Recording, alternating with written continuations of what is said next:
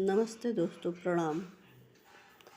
देशवा बचावा हिंद, देश के जवान हो कि देशवा बचावा हिंद, देश के जवान हो कि देशवा बचावा हिंद।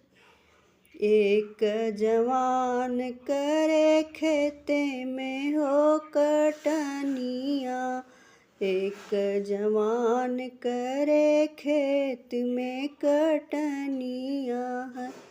एक जवान लड़े सीमा पे जान हो कि देशवा बचावा हिंद, देश के जवान हो कि देशवा बचावा हिंद। तोहरे भरोसे बचल, तोहरे भरोसे बचल सारा हिंदुस्तान हो कि देशवा में गोली चले, देशवा बचावा हिंद, देश के जवान हो कि देशवा बचावा हिंद।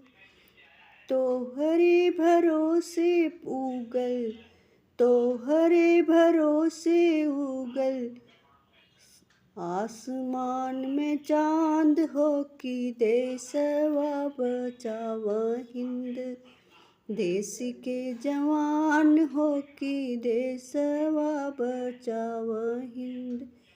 एक किसान करे, एक किसान करे खेत में किसानी हो कि देशवा बचावा हिंद, देश के जवान हो कि